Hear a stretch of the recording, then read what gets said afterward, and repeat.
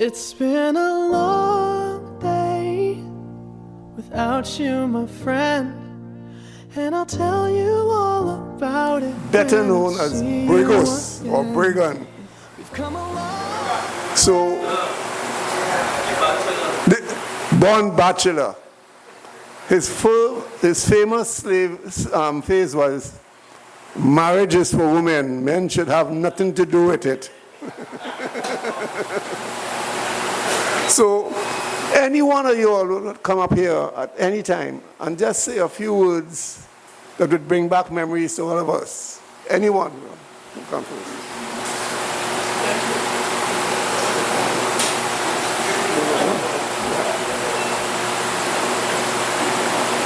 Pleasant afternoon to one and all. All protocols observed. I recognize a number of faces here who will have been very much involved in the John Dee experience, but more so with Harvard Sports Club. Let me say I'm Alan Anderson, a former student of John Donaldson, come to meet Mr. Brigand, or met Mr. Brigand during our currency of our stay at John Dee. It's quite interesting though, because we had Mr. Jack Sigler was the coach, and I'm not too sure what led to Mr. Brigand actually becoming the coach after we played Tranquil. We will have won that game, and news came around that we have a new coach. Now, I will have seen Mr. Brigand walking across the schoolyard, very tall, very confident person, but never really knew much about him, only to found out later that he was a player with Malvern and had a very excellent career as a player. However, when he became the coach, there was a family, there was that kind of connection, a kind of unity that wasn't there before. Now, I know a lot of people may think Johnny was just a kind of pickup team with former players from other colleges joining. In part, that was true. But for a large part, it was Mr. Brigand, selfless giving, his network. He would have had Mr. Dupre, what's the gentleman from Creasy, Vaz? There was a gentleman from Creasy, East Indian guy. Vaz. There was also Mr. Beef, Ron Babatolo. A number of people from the Harvard community came forward and lent support. I say this only to mention that with Brigand present, he was able to leverage his relationships such that whenever we have to travel, we had transport and we had a place to stay such that we could reach the venue well ahead of time, go to our home, be well fed, and go to the game. And that was Brigand. He was a person, loving, caring, but he had a very unique style of managing indiscipline. I'm not too sure I'll call him a Democrat when it comes to indiscipline, because he oftentimes do it quietly, and when the verdict comes down, you know you're no longer as part of the group. I think Mr. Dolly and Mr. Harold and others will talk more about what he referred to as the gun court. I don't want to spend much time about that. But as a young person, he was not comfortable with indiscipline. It's either you prepare to work hard, be in line, and if you make a mistake or anything should go wrong, he's a person of second chances. He will understand that. But if you persist in your ways such to create disunity, I do think you will have spent a lot of time with Brigand. That said, I want to suggest that whilst John Dee was very popular and will have won many, many tournaments, John Dee really became known for nearly one game. That's a game against Mukorapo. And wherever we go from that game to present, that's the game that the people oftentimes refer to or talk much about. It was widely reported then. But in that game, the true colors of Brigand came true, because one, we were up against an opponent, had a guy named Emerson Duboso, quite a strong player. And Brigand, in his own wisdom, devised a plan how to neutralize him. And boy, it worked. I don't know what happened.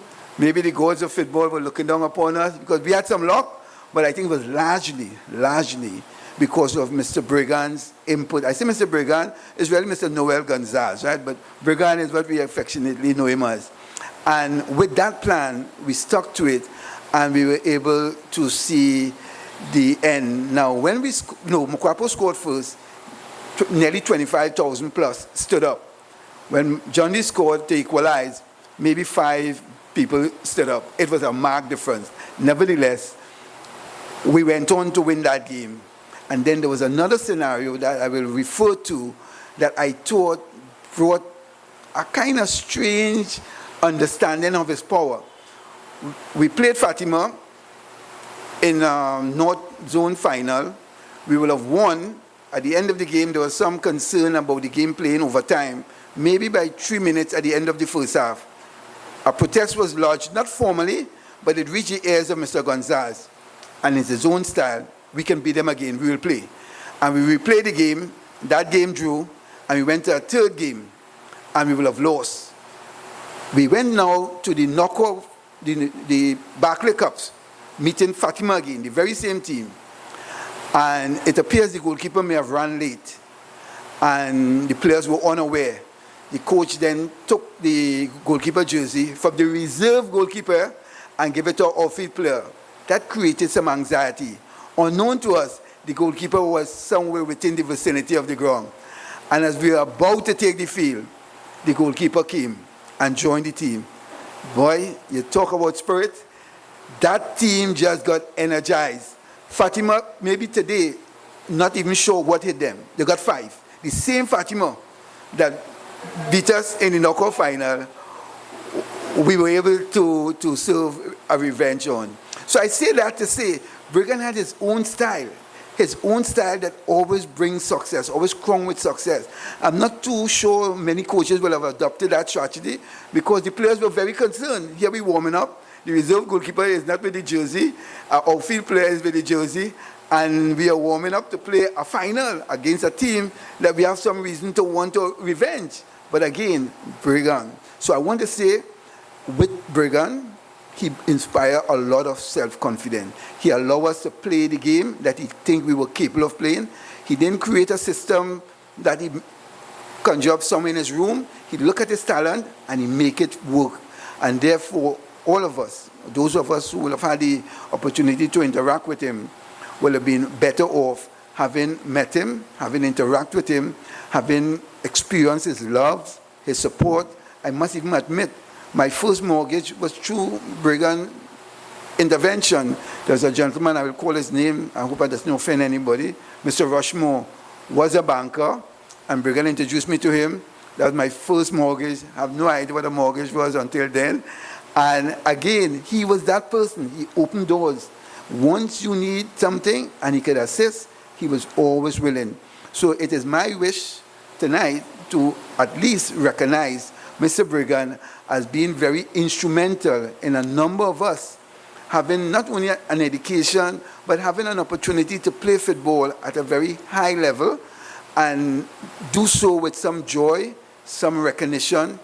And I think I can always refer to Mr. Brigand as the father of John D. football, because with him, like the tide in the sea, all the boats came up and rise to a very high level. We are all very, very proud. A number of us have gone on to establish ourselves in individual, profession, whatever. But if it was not for Mr. Brigand, I don't know if the story will be the same.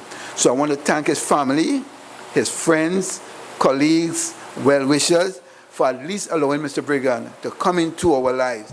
I am not too sure he was ever paid. I think he did it without asking for salary, without referring to union, looking for some extra duty. It was Mr. Brigand who, availed himself and did it with a sense of public spirit.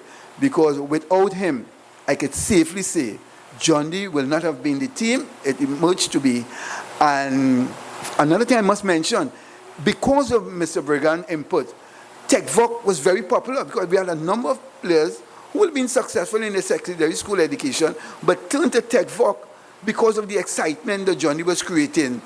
And I'm not too sure, since they removed John D and schools of similar circumstance, TechVox seemed to have disappeared from the landscape. So we could say that Brigand created a project, a very successful project that created a kind of attraction that was not always there. Because TechVox at the time was for persons who were not doing well in academics and felt parents don't want you to go astray, go and learn a trade. When Mr. Brigand took over the team, there was a shift, a major shift, because a number of players who attended John D.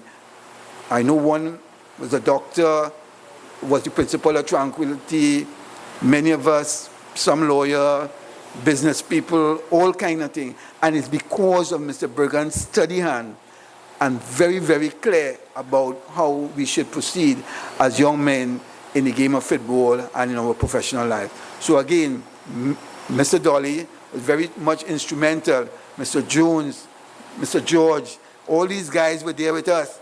And I mean, if I were asked to tell the story as to what I will have been 40-something years plus or 50-something years plus, I am not too sure it will have been what I'm now talking about, because we were just excited about the game and we were not too sure where we were going. Mr. Brigand created a roadmap. So again, on behalf of the John D players, the John D community, I know Mr. Sigler Jack will have a few to say. I want to say it was a pleasure. I owe a debt of gratitude to him. I know we will not be able to repay it in our lifetime, but it was a real pleasure meeting Mr. Gonsalves on our journey. Once again, thanks so very much.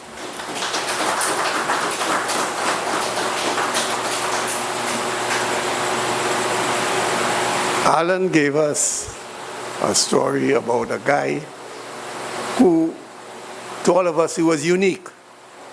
I never met anybody like Brigand, and I don't think there would be anybody else like Brigand. He was also a member of Harvard Club. And I'll give you all a story. When he applied to be a member of Harvard, his name came up on the ballot sheet. Two guys, Dwight Day and Carly Dorr, were on that committee.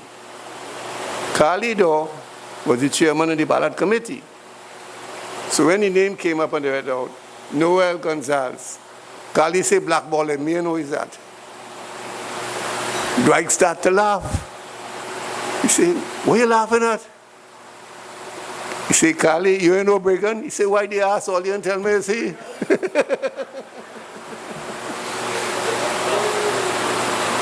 Now, while I was a member here, John D was playing an important game. No, an important game was he played at St. Mary's, and he wanted to see the game. So I picked him up, and we parked here and went to see the game. Hey, after the game, I said, Brigand, let's go across and take a beer. So two of us walking in there, and who could be sitting down there? The gate there. Ewart Buzzell and Steve Weeks. They say, Winston? I say, yes. We're taking you to management. I say, what happened? You say, you're bringing rum in the club. Now, Brigand was known to be a drinker. Yeah. I would call him a night. No answer. Next day I get him, Brigand, what happened? What happened? He said, I fell into careless hands. And you know, the stories that Brigand goes on and on. One weekend, we're up in Kumana, usual Easter weekend. Must be about 20 of us. So somebody asked, Brigand, what you did for Lent? He said, I gave up Lent for drinking. And that was the guy. Many stories. Anybody else? Ziegler?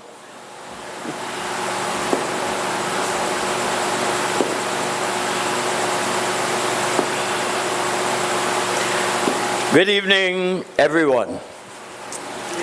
I thought when I come here this evening, all out there would have been packed with people, you know. And then I was home there and thunder and lightning. I said, I wonder if I come into this boy, because going out in the night now is not exactly my favorite thing, especially on wet road and then bright light. And less than a year ago, I had cataract surgery, so I still balancing my driving on the road. I would start off talking about Brigand. I'll ask a question. If anybody knows, please answer. Does anyone here know what was Brigand's profession in life where he made his living? Printer. No. You're close. How are you going, man? Yeah, he was a lecturer. But he was a qualified. What he did, Piru, you know what he was teaching in John D? Photolithography. He was a photolithographer. And I could tell you, you could call some of Brigand's best friends in the world. None of them would tell you that. Brigand met me as a young lecturer in John D. That is when, in 1966, they formed a department called, no, it was a little later than that, called Graphic and Applied Arts. That was what we used to call them generally, the printing department.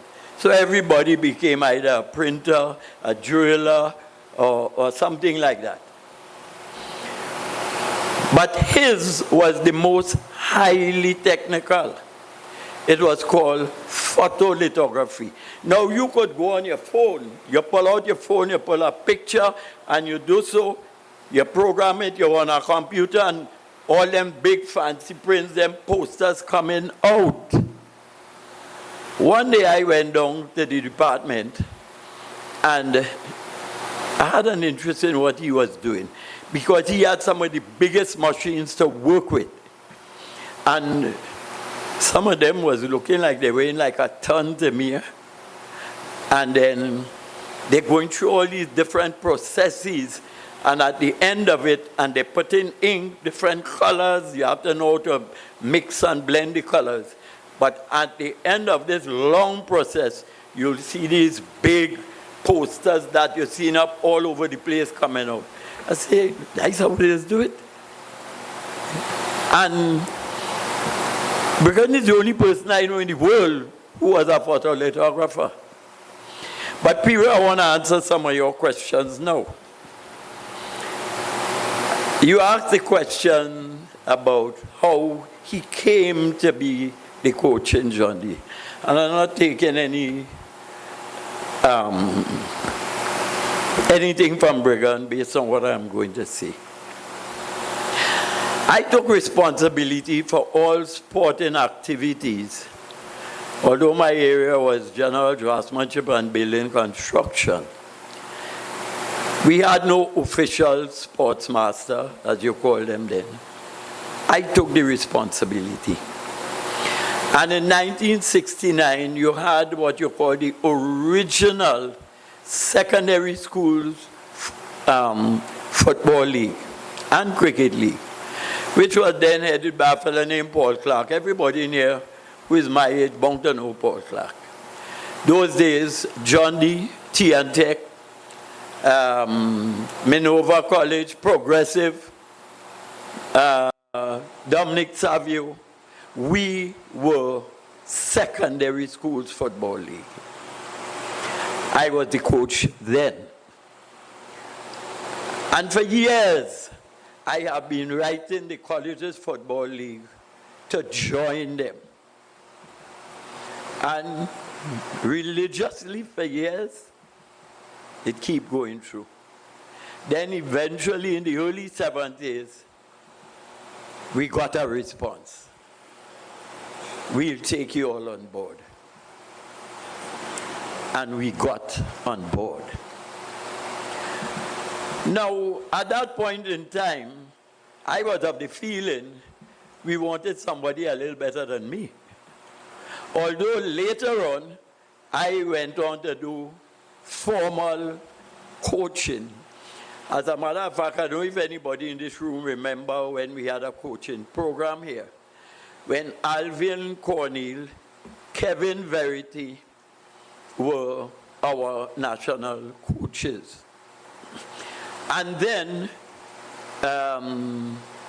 Gordon Banks and Hughes of the FA Association, they organized something, TFA organized something, and we had a 2-week coaching program in Chagaramas. I joined that. It was a living program. Plenty people in the program. I have my certificate with those 4 signatures on it. I still felt I needed somebody better than that. Ken Henry came to work in John D. He was coaching Bossier Youths. He's a well-known footballer. I beg Ken Henry, I beg him, come and help me with his team now. But he handling his own thing. A couple evenings he'll come up, he'll do some physical and something. But tactics and teamwork was not part of what he was doing. And then I became, by that time I was very close to Brigand. By the way, you all remember the Guardian from way back, the big fat Guardian? Down in the bottom left-hand corner of the back page, used to have a picture every single day with a man making a kick. You all must remember that. How many people know that picture? You remember the picture? That picture was Brigand. Nobody in here remember that? At the bottom of the Guardian, every day on the bottom of the sports page. Sports and games. That was the advertisement. I approached Brigand to come and help me with the team. Brigand was reluctant. A whole season passed, and we got in college football league, and I'm struggling with the boys. But we coming on. But we getting better. Now, understand the answer part of your question. That one time they had no space in the junior sec, in the comprehensive, to put students, because we used to have over 20,000 students then to place. And they ran out of space. And they brought in, I think it was 32 young men.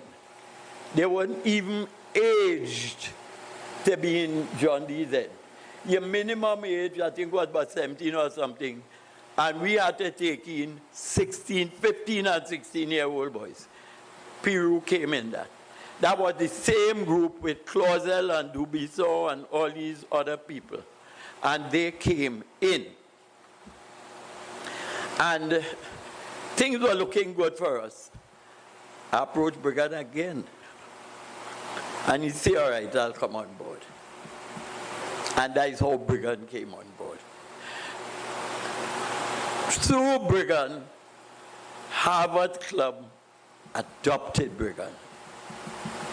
And all that Anderson told you is true.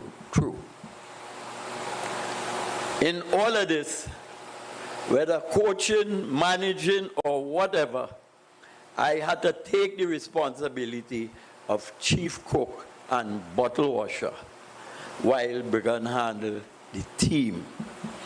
All their needs, their meals, and all that sort of thing. As a matter of fact, I used to be in Harvard here regular. There's a line used to hang out right in front there. And one of them fellas, I feel you or one of them, in that group, I said, well, you come in here and say, why you don't join? Boy, next thing I know, I fill out a form. I remember Mr. Schroden there, who became my very good friend. And of course, when you join, you have to buy your rounds and all that. I became a Harvard, but I didn't become a Harvard man. And I'll tell you how I moved away from Harvard. That was Brigand again. Because when school holidays start in August, Brigand and I used to spend the full 6 weeks together. All about we going. I don't want to talk about the drinking thing tomorrow. Everybody knows about that. Sometimes Brigand not letting nobody drive him. So I had to leave my car home. And he would pick me up and he would go. And at the end of that period, just before school opened, somewhere we coming from, and Brigand tell me, he says, Sigler, I engaged a woman 13 going on 14 years now. And I have no intention of getting married. Well, not too long after that, she jumped on a plane and went away. He said, but don't live your life like me now. Don't live your life like me. Find somebody and get married and have a family. That resonates in my brain.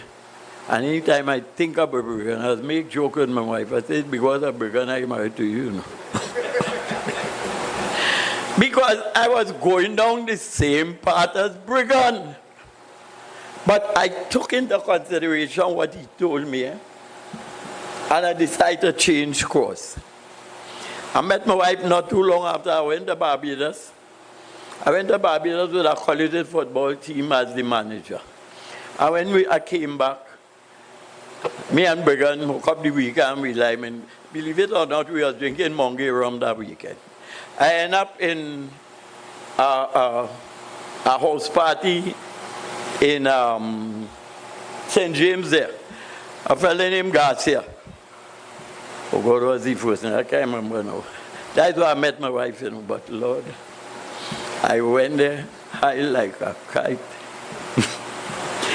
And I was really misbehaving.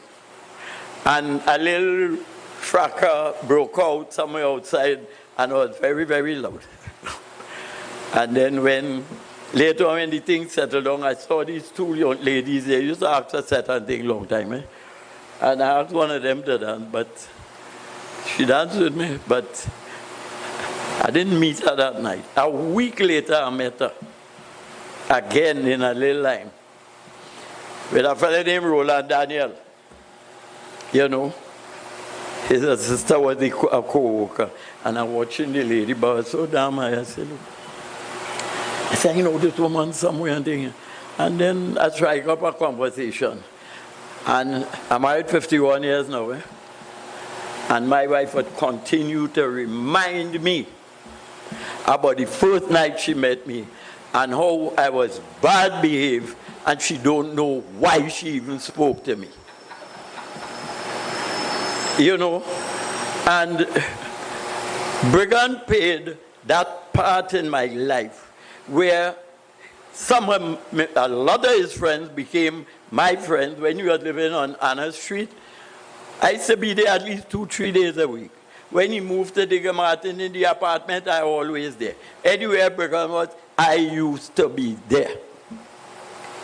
And we had this bond about him. When we got those group of players, we get the best group. I mean, Gonsalves was the hot shot, they were the hot boys. The first game we played against them, they beat us 4-1. Everybody else was getting 5. And when you go to pay more crapo, the supporters just used to do that. 5 for you. We are the first team to call them. We were the first team to beat them. And that was because of Brigand and Harvard Club. Together, you all brought that discipline that was needed, that was necessary. And the boys bought into it.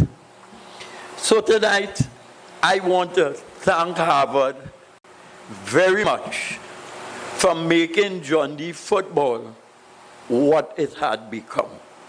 You all are responsible. You all played a major part through Noel, Brigand, Gonsalves. And it's somebody who always run on my mind. Believe it or not, I live in Digger Martin, and I'm always going to funerals down there, especially now. And the church where Brigand sing for him, every time I walk in that church for a funeral, I remember Brigand. I don't understand it. I remember him.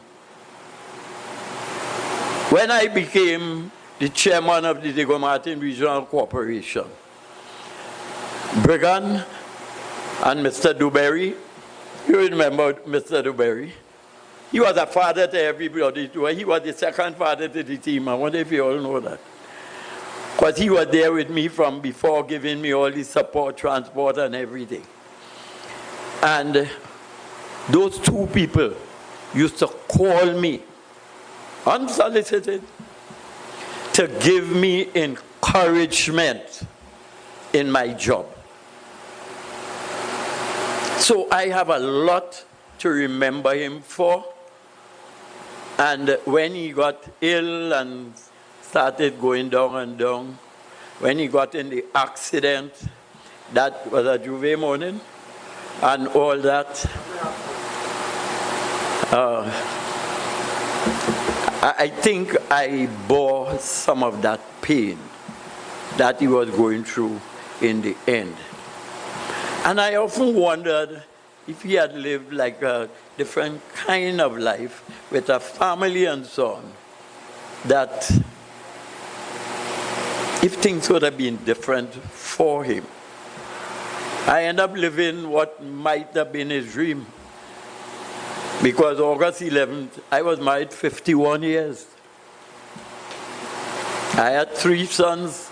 I lost one. I now have 3 granddaughters.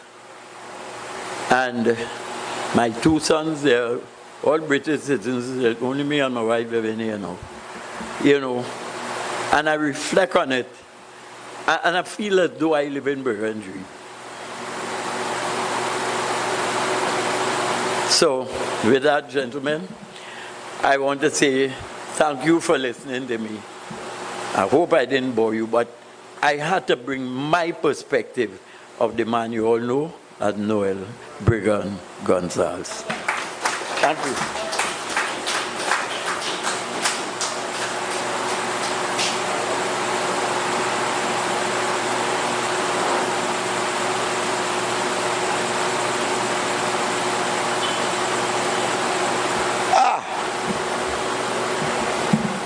Any of you have a big brother? Anybody have a big brother? I have a big brother that when my biggest brother died, he became my big brother and my biggest brother.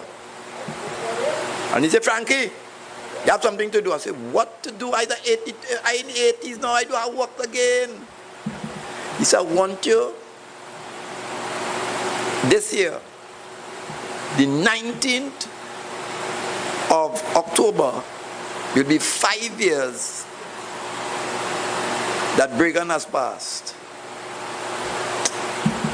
I said, oh God, man, he gone. He said, hey, organize it. Get Harvard. And that is how we are here today. Brigand, I met Brigand really and truly in Sporting Club. I had just left QRC. And I think you were in Sporting Club too. Following my big brother again. Harold was there too. I was the goalkeeper. And I played a little bit there and thing and met Brigand and thing, and then after that, my biggest brother called me and said, "Me come go Canada because he find out drinking too much rum here with Brigand, his partner, who used to drink, all of them used to drink rum. He went away and he picked up Brigand and drink. But Brigand always tell me as a little fella, you know, be steady. Whatever you're doing, put your mind to it." So I went away, I spent about 9 years away and came back. And Brigand had a team. It's simply because. I said, it's why? It's simply because. I never understand why. Maybe Jonesy might be able to tell me why, or somebody else might be able to tell me where that name come from. But I just joined this team. And the first match we had was down in Mokarapo, down there. And a few years later, we were playing a football game down in Mokarapo, senior, I think it was, or the junior school. And a man went and bought a ball and his neck went down in his head. I don't know if any of you remember that. That was the most frightening thing for me. And I think that Brigand went and held the fella and that put the neck up. And everything went. He fainted and they took him to hospital or something like that. But the man lived. So that's the kind of thing that uniquely he was able to be able to do something like that. And as we went along, I said, but Brigand, let's get the club organized. Now. Let us, have meetings. And I said, meetings for what? It's a gatherings of people who come together on a Saturday or Sunday, depending on if we're traveling or not. We don't have to have things. We are people of a certain caliber coming together. I said, but we don't have no books. He said, we don't need no books. I said, look at all them clubs. Having fundraisers, big parties. He said, we don't do that. Whatever we bring, we will make sure that it is strong and good enough. I said, but certain people come in here and they're living off of us. They ain't bringing a drink. When time comes to put up money, they just suddenly disappear and then come back. He said, leave them. Leave them. They would learn. They would learn what is to be part of a team. That when you give a contribution, whatever contribution you give, once you give it, it will be for the team. Leave them alone. They will learn. And that was his general philosophy. Bringing people. And then I don't know where he used to get a younger player to come from. Because as we started to get older, he's saying we need some other young fellas. I brought my nephew, Roger. I think he was 17 at the time when he first came and played. And all of a sudden, so every time he comes back from away, he come down here and play and thing. And he had a love for Brigand too. So that's the kind of thing that he did as a human being. On the slack side, he provided me with hotel. As a young fella, you needed a place to take your little young lady. And I will go, Brigand. So, God, where you want? I say, I have somebody now. I can bring them over by you. And he said, all right, I'll make myself scarce. So that's another part of the fella again. Opening his house to us. So I was really happy when he moved from Anna Street to the Martin. My daughter always admired Brigand. This is a young girl. And the kind of friendship that he engendered in us, always developing us, always understanding where we are, and helping us to be a better version of ourselves. But it wasn't just to play football, but it was to play a standard of football that we're capable of. But we must have fun. Must have fun. You talk about the gun court. When we misbehave, court, I don't even know what the discussion is take. The next thing you know, you get fined a bottle of rum, you get fined something or the other. You always got fined. The gun court mash up when somebody brought a charge against Brigand. I don't think we ever had a gun court again since that. Court mash up. We bring a charge against the judge. Court mash up. But it was a beautiful time.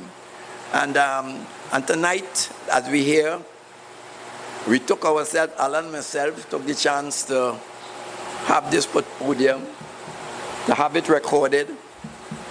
Because sometimes we be in the technological age, we have to have these kinds of things recorded. The bar is closed, so we'll be able to pull together some drinks. So we have an expense of about $2,000, maybe a little more. Alan, how much you pass? 2,000? 2,400. So if each of us here put 150 or 200, or some of the fellas here want to put 300 and the others could put 100, I think we'd be able to collect the money and be able to share it back. Because that was what Brigand was. So we're not fining you, we're not charging you, we're just saying make a contribution towards tonight's activity. Having all these kinds of things recorded, And I'm hope that we could find and we could get this on YouTube or wherever it is, so that we could take it where we go. This was the Brigand, because many of the people couldn't be here tonight. A lot of them watch the weather because people afraid weather now in Trinidad. They're afraid they're drunk or something. We never used to drunk long time, but maybe climate control has done all this kind of thing. So as I pass on to the next speaker, towards the end, you know, you could just come and say, Alan, hold this, Alan, hold this, Alan, hold this. And see if we could really make sure that the whole philosophy of Brigand, bring what you could and let everybody enjoy themselves. Thank you.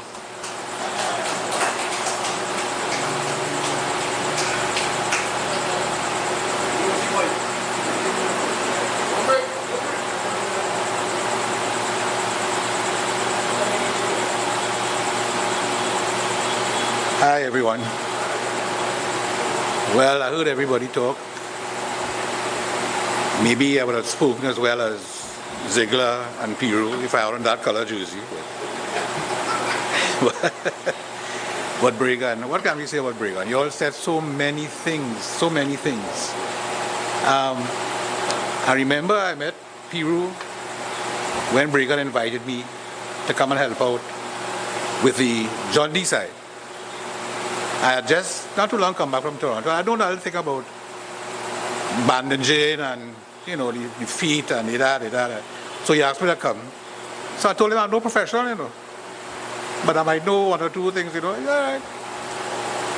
So I was so happy to go and meet people like them, you know. And I noticed that love and respect they had for Brigand as a coach. You know, it was different. As I say, like a big brother or whatever, but they just listened to him, respected him, and he had win or lose, they loved him. Brigand. I met Brigand through Frankie. I was very young, but bold, and thought I could align with them. And on Christmas Eve, I went with Frankie and Brigand. Boy, all over the place, Barataria, there, that, all over the place. Boy, when I got home, I find the sun hitting me, and when I got up, and the back of Frankie's car, but in front of my house. So eventually I got out, went home, slept it off, and I asked Frankie later on the next day, he said, boy, I tried to get you out of the car. I couldn't get you out of the car, so I parked my car and I walked home.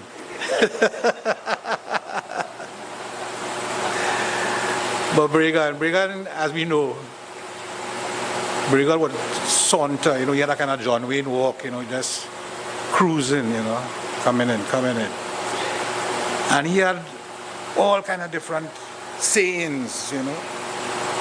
I will build you a house on the moon and fence it with the stars. I should be a reindeer, the amount of horn I get. You know, me and my neighbors, they do very well. We don't talk. And and he goes on and on and on, and such a fantastic guy. You know, he coming down the later stages when he started repeating himself, you know. It hurt you, you know. But I don't know what to say. He was a fantastic guy, and I don't have all these stats that you all have on him, but all I can say is that I enjoyed being in his company. I loved him. Fantastic. And I remember being a part of the Simply Because team, even before it was called Simply Because. Before we had a name for that Fed match team. We had on Haviland jerseys. Remember the Haviland jerseys we used to wear? So I was part of that team when we first started, all over the place. And then they became Simply Because. I was proud to be with all of you all, Frankie, everybody, when we were young and able to run.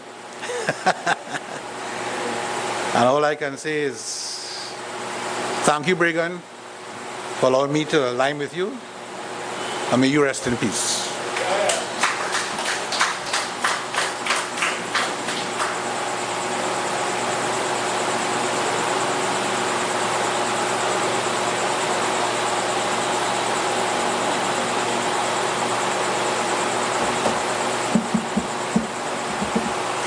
Pleasant good night. My name is George Clark. After all has been said, especially by Mr. Anderson, Dolly, I would like to say that Brigand used to come to my home on a Saturday or on a Sunday. Those days I was about 11 years of age. He used to ask my father to go and play football with him. And that it came because of the Alvin Cornell football made simple on Fatima grounds. He saw some talent in me, and then he came to invite me to come and play with Simply because those days they used to have quattro everything after the game. We used to have fun. When we used to think, everybody used to enjoy the evening. Sometimes football finishing just before 6, but we going home 11, 12 o'clock in the night. Sometimes 1 o'clock in the morning. And my father would ask me, what kind of football matches that you're going to play? I said, well, I was waiting on transport to go back home. And I have to wait until Brigand finished. But one of the things that Brigand, he was like a father to me. And I used to enjoy what he's saying, and it used to stick here. Brigand used to say that he would never have a black phone in his house again because he got horn from a black phone. He would never have a black phone in his house again. And he does not want nothing like that to do again. Brigand was, as Alan said and Sigler said, he was a special person. Brigand invited me after seeing stuff like that, and I don't know that he had came to like me as a person, a young man trying to think and develop. And I was invited, and I went and did an exam at John Donaldson Technical Institute. I passed the exam. I ended up going there and playing football for John Donaldson Technical Institute. Whilst there, I met a lot of people that would want to educate you, would want to push you, would want to show you things in life. After John Donaldson, I went to UWE. I did a lot of things at UWE and stuff like that, and I came back. I told Brigand that I'm missing the football. Brigand said, okay, well, let's get you organized again. Why is it that you staying away from us? I said I wasn't staying away from you also. That it's just that my father wanted me was to pursue, finish my education instead of just going and play football. And then I was also playing cricket for Harvard. He said that you need to put aside some time to study. Brigand said, okay, education comes first. That is what I respected. When my father told me that, okay, if Brigand could tell you that, it means that this man is a good man. And Brigand has always been concerned about any young individual education. Alan could tell you that. And could tell you that. And there are some things that Brigand used to say while we playing football, after football. He used to be telling everybody, when you know, guitar and, you know,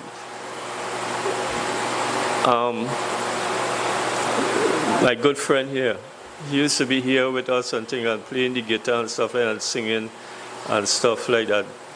Even Jerry and all, prudent. But one person I would like to say that never used to be with us, but they had concern about education was Mr. Ken Henry. Mr. Ken Henry was instrumental in development of my future. Brigand was subsided with him, and they used to do everything possible to ensure that any individual that entered John Donaldson Technical Institute did something valuable. This gentleman here, Mr. Sigler, he was my drafting teacher. Yeah, and I could tell you that he was excellent, and his performance in everything, pushing the student forward was excellent. And Brigand, when I used to finish on an evening in class, Brigand used to come and call me and say, let's sit down and talk, in the photography department at John Donaldson. And we used to talk about football, we talk about life, we talk about everything and what you want to do about your future and stuff like that. And Brigand knew that I was playing cricket for Harvard. Eventually I became Harvard captain and playing cricket and I had was to choose. But I didn't choose, I still was playing football for simply because.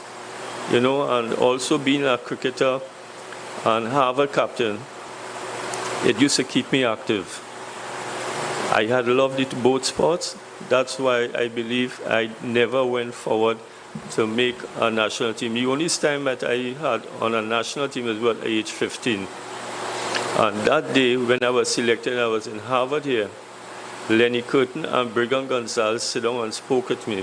When you go there in Barbados in that tournament, make sure you come back representing Harvard and Trinidad and Tobago. And I did that. I did that because when we came back to Trinidad, Larry Gomes even went on Community Dateline and mentioned about me being the next leg spinner in Trinidad and Tobago. And I remember that even as we went forward in national trials, Larry Gomes even mentioned when I did not get selected in the over in the final 16.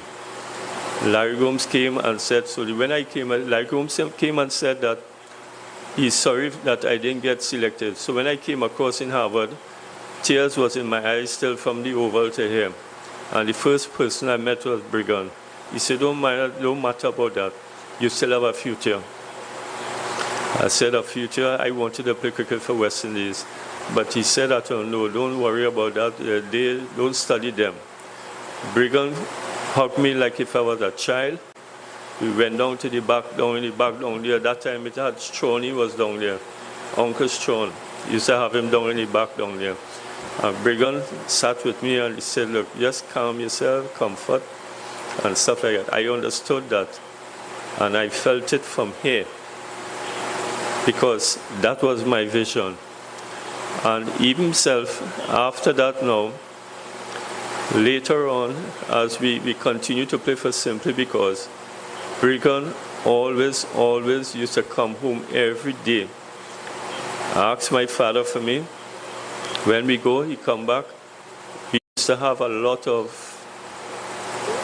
parang, Christmas time parang, Carnival time, calypso. My good friend there could mention about that. And we used to enjoy ourselves. A lot of people used to relieve stress when we go there to play football. And I used to enjoy, I used to look forward to that Sunday evening. Brigand, I used to wait for Brigand ready with my bag waiting by the door. And when my father say, okay, all right, look, Brigand here to pick you up. I used to breathe a sigh. And then when we do something, going down the road and we reach and we're playing football, in those days we used to play against people like Alvin Cornell. When I was about 11, 12 years, that was BWIA graduates, and we used to beat them up. Much team feel that they could have walked over us. But Brigand always used to say, don't study them, we just knock it. We just knock the ball and we will beat everybody.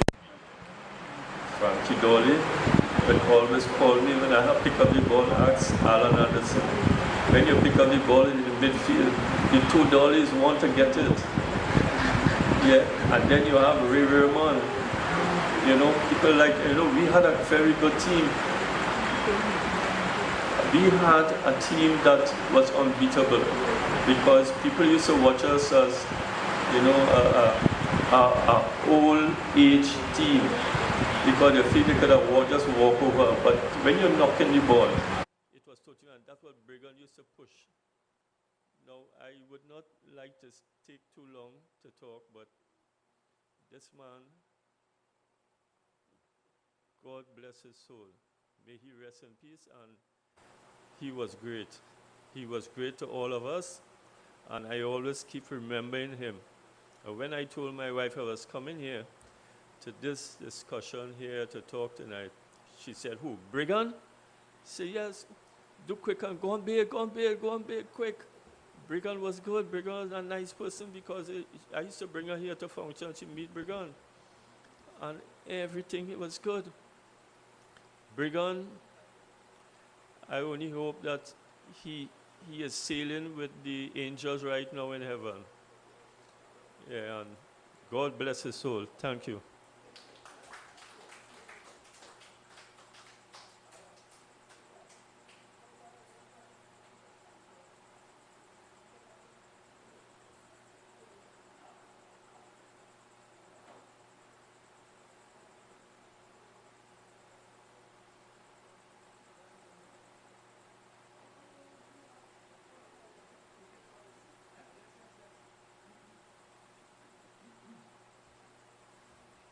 Wow, good evening, ladies and gentlemen. And you know, oh shit. Oh yes, ladies and gentlemen. I didn't expect to be standing up here on any podium. I haven't done that for donkey's years. I don't even know how to start. Anyway, a lot has been said about Brigand, and I mean, you can't say too much about Brigand. He was a fantastic person. I met Brigand way back, I think it was like something like 1957 or 58, when I joined Sporting Club. It was after that, because I'm a bit older than Brigand. But Brigand came in the club, and we became friends, and not only friends, very good friends. Brigand was something else. I mean, you've all heard what the other speakers have said, and they were spot on. Brigand was class. And we played together with Sporting Club for years. We played in the first class league in those days. We played football in the front of the grandstand. And we had the greatest of times. There's nothing, I mean, you can't say too much about a man like that. I am quite old, as you would see. I'll be 89 in 2 weeks' time. Thank you. Thank you. And Brigand has been my friend since those days when I joined Sporting Club. He was a good fast bowler. And as a matter of fact, he gave me a name. Brigand was what called, you remember the name? Joff Puller. Now, Joff Puller was a top English opening batsman. And I was a little bottom. And I am playing for Sporting Club, opening batting, and all of a sudden, Brigand started calling me, "Joff!" I said, "Joff, my name is Joff. Joff Puller!" I said, "What the heck has happened to this man? Is he mad?" Someone in the 50s and 60s, and he watching a bottom like me and calling me Joff Puller. Anyway, he kept calling me Joff Puller all the time, right through his game. Even up to him before he died. Joff, how are you going? And that was the man. Brigand would make you feel that you are much better and much greater than you really are. So we were friends, and we were very good friends. Brigand was a class act. As a footballer, he was my back. I used to be goalkeeper for Sporting Club, and he was the fullback. And if Brigand couldn't play, I don't want to play. That was, I mean, you know, you have Brigand there, and he's there for you. And as good as he was as a footballer, he left Sporting Club eventually. I think he went to Malvern eventually. But he started off at Sporting Club, and when he was there, I felt very, very good. And we remained friends, of course, for donkey's years until his sad passing. I never thought he would have gone before me, because I was older than him. But a lot has been said about Brigand, and everybody who spoke, they were spot on. He was a fantastic person. I never heard anybody say one thing bad about Brigand. Never. You know, boy, I ain't like that fella, you know. This one, yeah, I like it. You follow this one, you follow that. Never about Brigand. Brigand was always friendly with everybody. He always had a good thing to say about everyone. And I admired him for that. He had wonderful patience. Although he was a very stern guy, he could be very stern when he was ready, you know. But he was a class act. So I am very happy to just say at least few words about him. Very sad that he is not here to call to say, hey, Joff, pull away. I don't know how he could ever call me Joff Puller. I couldn't.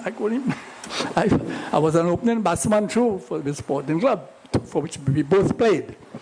But that was the man. So I'm very happy to see a few people here who knew Brigand, and the words that I heard before actually said the correct things about who Brigand was. He was a fantastic person, and we all loved him. I can't believe that I am here talking about Brigand, because Brigand was quite a few years younger than I.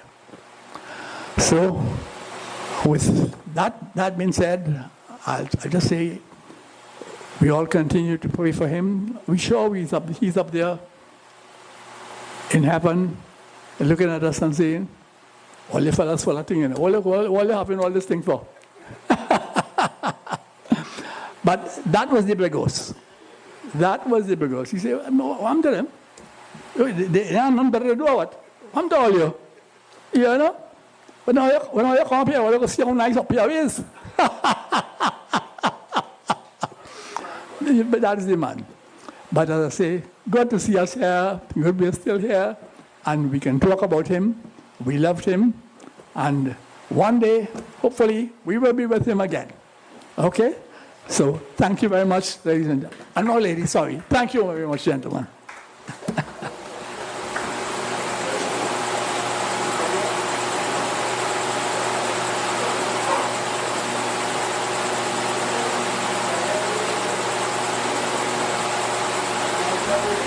Good evening, gentlemen.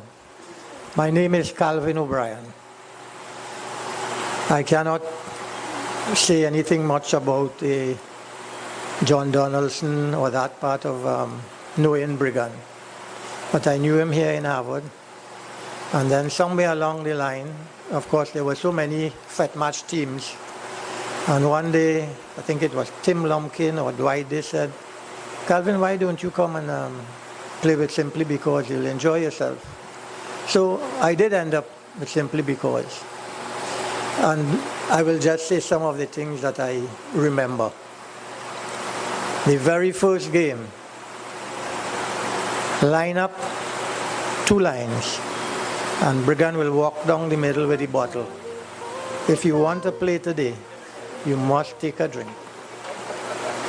That straight rum, the very first straight rum I took, burned my throat. But I remember it to today. I remember whenever he spoke with me off the field, he hugged me. Always put his hand around, how you doing? And he would stand up, I was off the field a day, and he said, look at that team. Look at the back line. It's like a West Indies scorecard. When you add up Elmo Mitchell and Dwight and Tim Lumpkin, it's about 200, and the goalkeeper about 250 for 5. And that is the kind of man Brigand was. There was always joy being around him. I can assure you that is what I felt. And there were games, well, at one stage my wife used to attend games. But it went on, and because I had a quattro, I was urged to stay back. So she stopped after a while coming to the games. And whenever Simply Because I had a game and I reached home, I would hear, you all played under floodlights again, you know. But it was all fun with Brigand. I have never remembered seeing Brigand vexed. And from the training of taking those traits, unfortunately, I left here in 1992. lost my business, lost house, and for the family's sake, I went. And with that training, I thought I would go up to Canada and drink Canada Dry. But after 33 years, I have failed. You know, if I had Brigand to help me, I probably would have achieved it. But again, seriously, Brigand was a gentleman. He was like a father. I never saw him vex. And I wish he was here. God bless you, Brigand.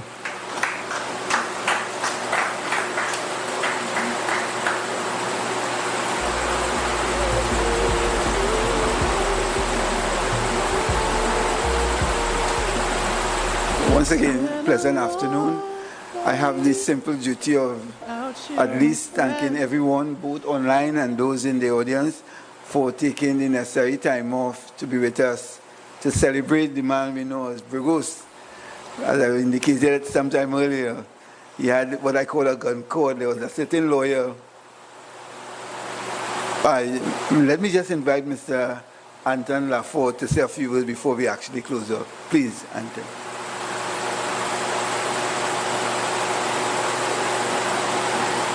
Good evening, ladies and gentlemen. On behalf of the Harvard Sports Club, I am the PRO. I'm the only person here that could talk or say something on behalf of Brigand.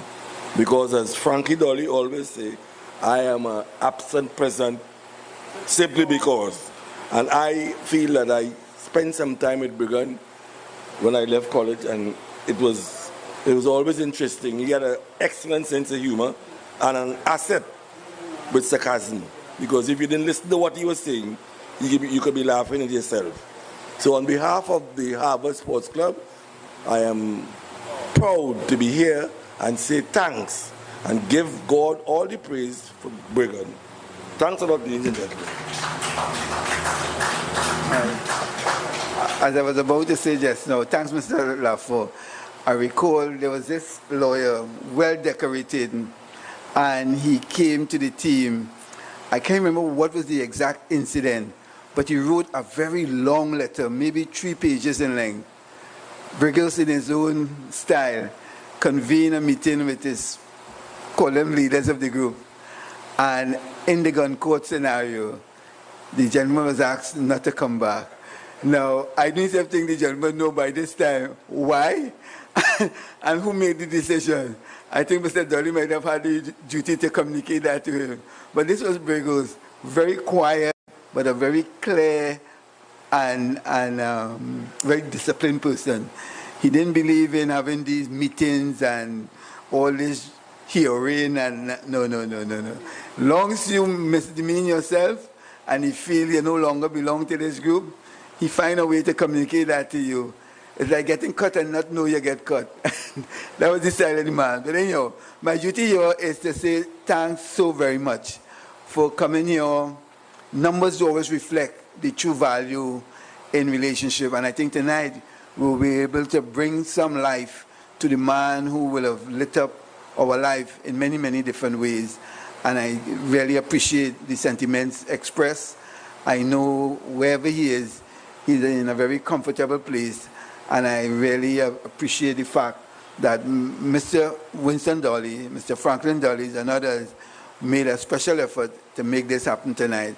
So once again, thanks so very, very much. I know Mr. Harrell was always a dear friend, and Mr. Jones, Georgie, and many others, Mr. Sigler Jack, Anton, all those who are here in every respect was part of Brigand's ethos, or Brigand's, the person we come to know as that loving and caring person. So thanks so very much.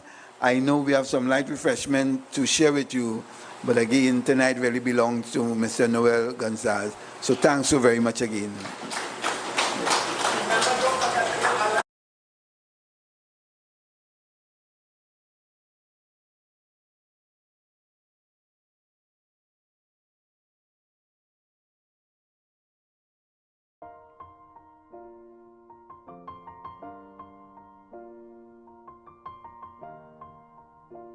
It's been a long day without you, my friend, and I'll tell you all about it when I see you again.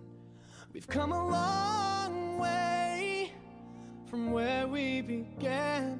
Oh, I'll tell you all about it when I see you again. When I see you again.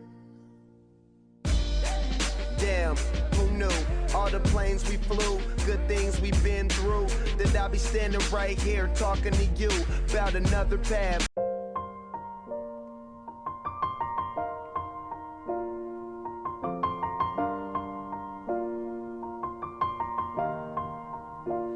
It's been a long day without you, my friend.